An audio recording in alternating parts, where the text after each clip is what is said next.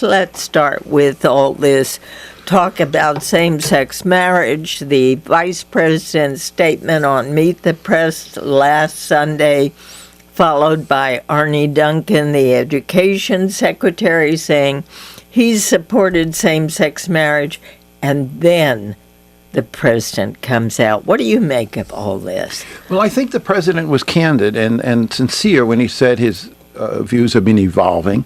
And when he explained what had happened, that he talked about his daughters, and they had friends in school who had same-sex parents, and gay staff members. And I think he's gone through the evolution that a lot of us have, Diane, that when you know people you love and respect who are in these solid relationships, it becomes increasingly odd and out of keeping with belief in human rights to continue to oppose same-sex marriage. So I think the president was sincere. I think there are some political calculations here. He can raise a lot of money from gay groups, but there are also political risks as well. But it's experience that's the key here. Political risks, Jean Cummings. Well, the risks are that there are swing states in play in which they just recently, North Carolina being the obvious one, where they just recently voters there passed a measure that would ban same-sex marriages. In Iowa, it's an issue.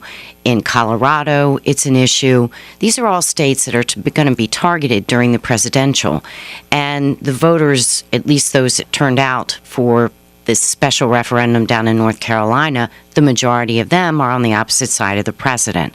So the risk is that he will knock one of these states that he wanted to have on his target list out of range for his reelection in light of taking this stand. Now, we all must keep in mind, though, it's a piece of the campaign, but the election and economy and jobs remains primary. Clarence Page. I agree. It's a positive for him in terms of his base, because he not only has a predominance of people in his base who agree with the support for same-sex marriage, but also one of the big complaints in his base, especially among young voters who are crucial for his election and crucial for his re-election campaign, is that he's gotten too wishy-washy, that he hasn't been strong enough on the hope and change, keeping that alive. Now, he has been good on other gay issues. He ended Don't Ask, Don't Tell.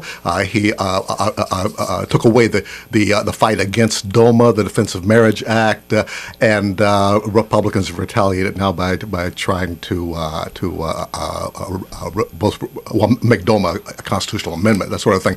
But we can talk about that separately. But I think for him, I've been hearing so many people this week talking about how Obama's back, thank you, tears in people's eyes, that just this kind of emotional response that we haven't heard much of except on the right so far in campaign 2012. Well, it's an important point, because if you look at the polls, there's been a very sharp change. And now, latest Washington Post poll, 52 in favor of gay marriage, 43 against. Sharp change over a few years. But if you look internally, among young people, it's not even close. There is an enormous difference, an enormous age gap on this subject, because young people are growing up in an environment where it's not just their personal experience that we were talking about, it's also pop culture. Even the president himself, Joe Biden, talked about the importance of the TV show Will and Grace and others that have depicted gay couples.